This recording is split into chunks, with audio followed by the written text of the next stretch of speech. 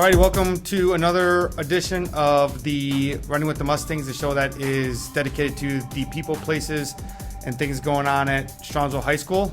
This will be our final show for the 2024-2025 school year. So I thought with a way to end this year's shows would be to talk with the principal. So I'm joined by Mr. Wingler. Thank you very much for joining me. So kind of taking a look at it, got about 3 weeks left of school here. What were some of the memories that you have of this school year that maybe are the joys to celebrate? Yeah, we've had another really good school year. Quite a few positive memories. I'll start with an athletic one since you're the athletic director. I was really excited about the football season this year. We had a new coach with NFL experience and had a winning record for the first time in some time. We won a playoff game. It was a thrilling ride. It kind of wrapped up athletics for the year. We've had so many great athletic performances, basketball teams. Swim team won another GCC title. So from an athletic perspective, it's been an exciting year because our kids do so well. And I know I'm leaving people out, but there's so many good athletes at Strongsville that I could talk about it all day. From the rest of the building, I think there have been a lot of really great events this year and a lot of things that Strongsville can be really proud of. Our school came off of a school year in which we were rated a platinum AP school for college usage, meaning our kids got the maximum amount of college credits they could have gotten. We're a gold school for AP scores, which puts us on par with the very best in Northeast Ohio, including some parochial schools. We can stand toe-to-toe with anybody academically. This year, speaking in that AP world, we went from 500 to 670 kids taking an AP test. The number of AP exams we gave went from 1,000 to 1,180.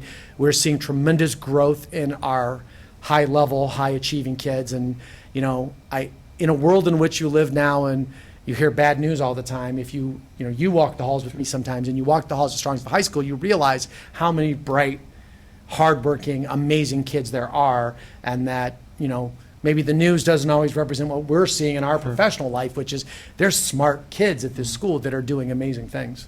Yeah. So, as you kind of touched on the joys, the celebrations, there's obviously challenges. Mm-hmm. So what are some of the bigger challenges that maybe you faced as a principal or from, a building perspective this year? Well, I'll tell you, we could start with cell phones. We could start with social media. The freshmen are coming in. To say they're addicted to phones probably would be an understatement. The phones have become intrusive parts of their lives. It intrudes in the classroom, the lunchroom, the bus ride to the sporting events. Kids live on their phones, and it's wonderful technology, but it is a distraction. And for some kids, it is a behavioral distraction because they are able to carry arguments and feuds into the digital world, which as a principal, it's like trying to catch rain with a spoon.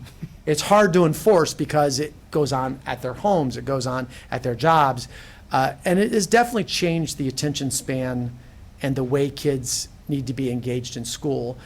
So one of the things this year has been trying to focus on using the phones and teaching kids how to use it in a manner that is positive. And I think we need to do that as a district younger and younger and younger, because I think the kids are using them younger and younger. So I think that's been a really, really big challenge for us, is not allowing these devices to take over the learning environment. Sure. Yeah. So as we move forward now, as we said, 3 weeks left of the school year, kind of talk about your month of May and how crazy busy you as a building principal are, but also for the building with the AP testing, the EOC testing. You kind of, just touch on that. Yeah, so after about April 25th till about May 30th, each day I go home, my family realizes to talk to me a little bit less because I'm grouchier. People have no idea how busy it is in a high school of this size that last month. And it's a good busy. I have 4 academic award nights. I have scholarship night. I have top 5% night, which is tomorrow night to our best scholars. We have prom. We have commencement. We have 2 PTA luncheons. It is nonstop stuff. Now, you get tired, you get a little cranky, but it's all great stuff. Like, I wouldn't want to miss one of the things. Yeah. I mentioned tomorrow night, top 5%. It's an absolute highlight of the year when you talk about the fact that it's another awards night, but I get to go listen to 23 best seniors give a speech about a teacher that inspired them. 90% of them are high school teachers, but we even get some elementary teachers. Kids will remember from their old days, call up an elementary teacher, which is really cool for me, because what you hear at these events, especially this one, is it's never like Mr. Scott or Mr. Klein taught me the wonders of calculus. They do, but what you hear is they made me feel special. They made me laugh. They made me feel like they were an advocate for me. And it reminds me just how good our staff is at the high school, but really the whole district. So yes, it's exhausting. I go home and I'm not getting any younger, so I wake up tired. But then right around May 31st on, we start to recoup. But the last month is just a nonstop amount of events. All of them are celebrations. So it's a good tired, but it's definitely busy. Yeah.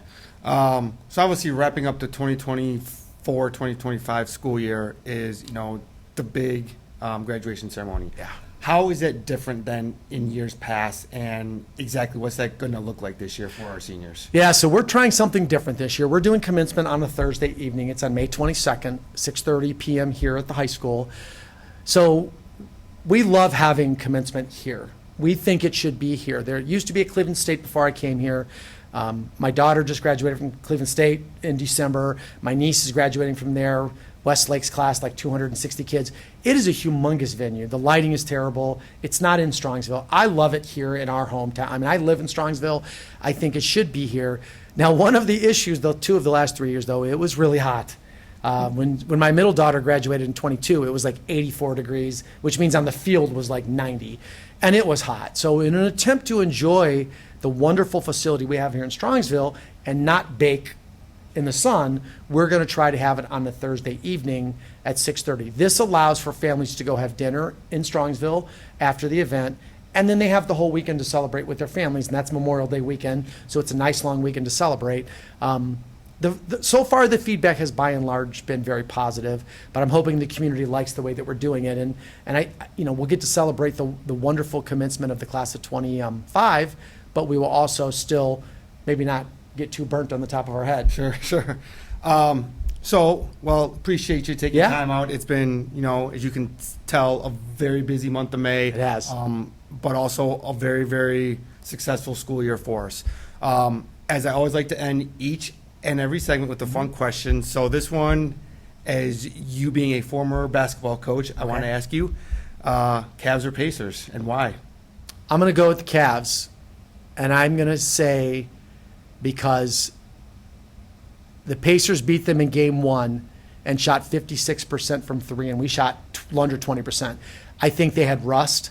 I think they're more resilient than people are giving them credit for, and I'm expecting Donovan Mitchell tonight without the other. They're going to be missing a bunch of players tonight. I'm expecting Mitchell to drop 50. It's going to be a big. I'm calling my shot. All right. And I'm a homer. I love the Cavs, but I think they're going to win this round. I do. All right, appreciate it. As soon as we're done, we are going to be back with another segment, and we are going to highlight our middle school athletic programs. Thanks.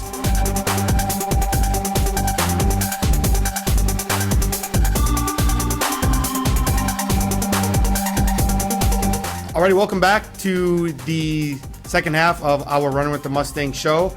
I'm now joined by our Assistant Athletic Director and our middle school AD, Mr. Jason Cutler. So thank you very much for joining me. Thank you. As we are kind of wrapping up our last show for the 2024-2025 school year, I thought I wanted to take a minute to kind of recognize, the middle school programs and the successes that we've had down there. So kind of just talk about, 1, your role as a middle school AD, and then 2, kind of what successes you have seen so far this year. Sure. My role as assistant AD in the district is organizing everything down at the middle school in the athletic department. So leading the staff to lead the kids to do great things athletically, of course, but also help them build them as better people, help develop their character and things of that nature. Looking at some of the highlights from down there this year, I'll start way back in fall, which seems like 10 million years ago. But looking at football, 7th grade football, I watched their first 2 scrimmages. They were both at home, and in the second scrimmage, they fumbled 4 out of 5 plays in a row. And I thought this was going to be like a very difficult year for the kids on the field. But throughout the course of practices and in their scrimmages, they found a first-year quarterback, never played the position anymore, or previously, Jordan Siabika, and he was amazing. Kid could throw it a country mile. He could run like a gazelle. It was amazing. And then we had this beast running back, Vinny Tallarico, that scored a touchdown maybe every other carry that he had. And after they figured those things out, the team went on a roll and they finished the season 7-1. So that was a very fun season for them. 8th grade football, they battled the injury bug. They started the season off a little slow, but then finally won their last 4 games after getting healthy. And I think the biggest highlight, literally the biggest highlight from their season, is the size of their line. I called these guys the Green Monsters because they were huge, they were pancake blocking, and it was honestly, from a guy who loves watching touchdowns, I found myself watching the offensive line because they were so dominant. And some of my favorite memories from that season comes from the Green Monster. Johnny Schultz, lineman, embraces the position through and through, but he wants to run the ball. He'd been hounding the coaches, "Coach, let me run the ball. Let me run the ball. Let me run the ball." And they finally let him run the ball, and he cracked off an 80-yard touchdown. So I've never seen a kid celebrate so hard. But it was definitely a fun moment for this team. They finished 5-2-1 with a big win over Brunswick, concluding the season under the lights at the stadium. But the one other thing I wanted to highlight from that team was they did a day of giving back to the community where Coach Wolf, he organized all this, so big shout out to him. But they did a park cleanup. They cleaned up Pearl Road. They set up for Strong Fest. It was an event at the rec center in the historical village. And then they did a fundraiser where they raised enough money to buy a ballistic vest for a canine police officer. That was the football season. Volleyball was super fun. 4 teams down there. They finished 53-13. One team went through the season undefeated, so huge success for them. Cross country, I asked the coach this morning, I'm like, what were some of your biggest highlights? And he had told me 97% of the team PR'd in the final 2 races, which as a cross country coach, that's what you want to see. So they took care of business. My favorite story from that season was something that one of their athletes did to help out another runner on the team. So one of our big department focuses down there this year was positive behavior, exemplary behavior, and we wanted our coaches to talk with the kids about what that looks like, what it means to be a great teammate, what it means to have positive behavior. And I got a referral from this one girl's parents. Her daughter got injured, couldn't run, and was super sad about not being able to run. And one of her teammates, Ashlyn Blackman, drew a picture of this little girl so she could run with her during the race. So it was amazing. And I don't know why I like that, because it was such a great example of positive behavior. Or it was, if you remember Little Kevin from the Cavs years ago, it reminds me of that too. So. And then that was pretty much it for the fall season. Okay. So let me just stop you there. Okay. So, as you kind of look back, as you kind of highlighted lots of successes, but there's obviously challenges that you as a middle school admin face, or that your programs face. Is there one or two challenges that you look back on and say, hey, if this challenge wasn't here, could have made our season better? Or just in general, were there challenges that you faced that maybe, that you had to overcome to get the success that you did?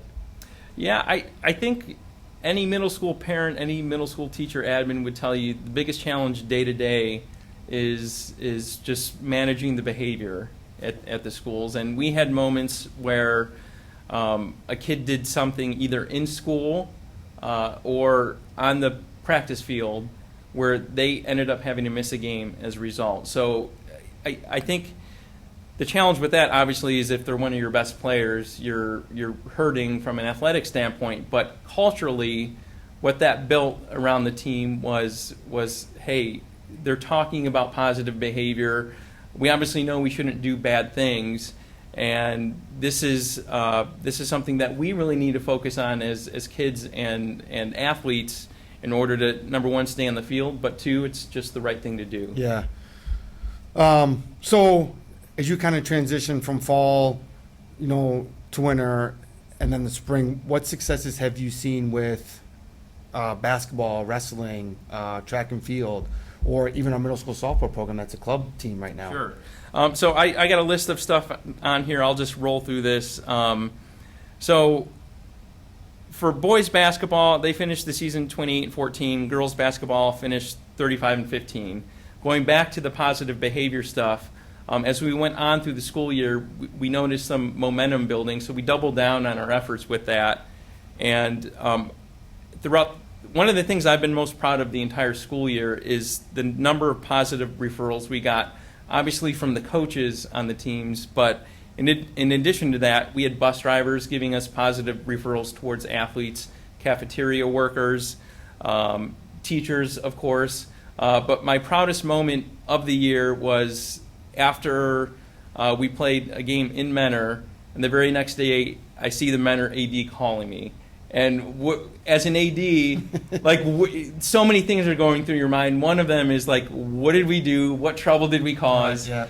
And he called, and he's like, I've got nothing for you except I just want to compliment how well behaved your girls basketball players were here last night, how polite they were.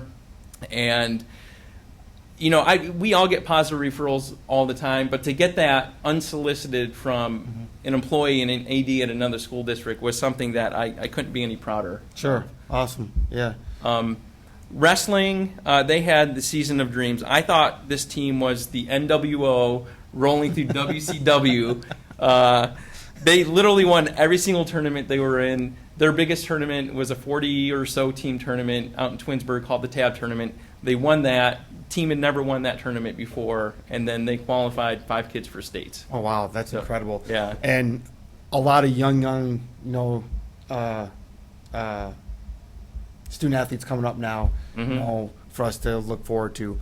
Obviously, just the last thing to touch on today is, over the last couple of years, we were able to start up a middle school intramural program. Just briefly touch on how that has gone and the growth of that program and the amount of success that we've had with our students in that. Sure. So when we were developing the intramurals, we had a couple different goals in mind. One, obviously, was for kids to make new friends, try new things.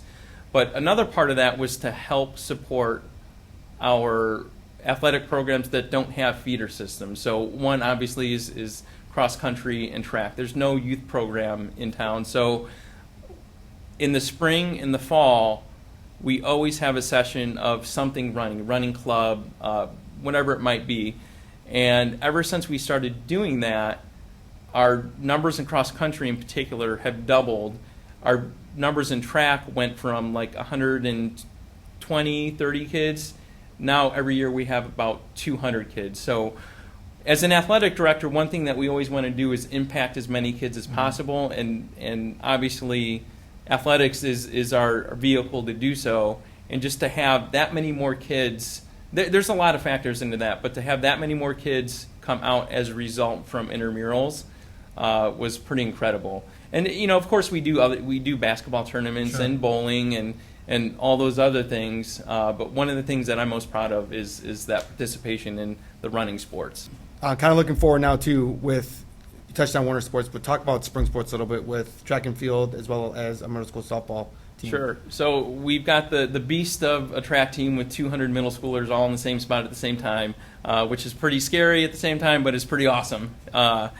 So track right now, the girls they're really clicking. They've won both invites. They've gone to Strongsville Elite Meet and then the one out in Green. Tonight, both boys and girls are in Euclid competing for the conference championship. And as it stands right now, we have 9 different events that our athletes on the track teams have qualified for the state tournament or the state championships. So they're really killing it right now. Our 4x2 team, I think, has the second fastest team time in the state, and they have a real shot of winning states. So it's super exciting. Club softball, we started last year. This is the second year. Right now, they sit at 6-5. They've had a lot of rainouts.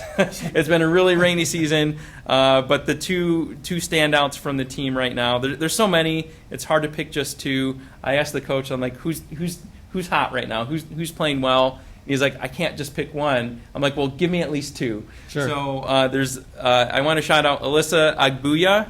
She has 3 over-the-fence home runs this year, and those are on high school fields. So we've got a masher coming up. Yeah. And the other one is Aubrey Conley. Every offensive statistic there is, she's leading the team in almost every single one. So she's really playing well right now. So appreciate you spending time, Yeah. with us today. I always like to end each segment with a fun question, and so I'll ask you the same thing that I asked Mr. Wingler. Cavs or Pacers, and why? I mean, that's not even a question. It's the Cavs. I don't care who is hurt tonight. Cavs are at home. They're the number 1 seed. They've got the best player in the series. They're going to dominate. They're mad. All right. Well, you heard it here.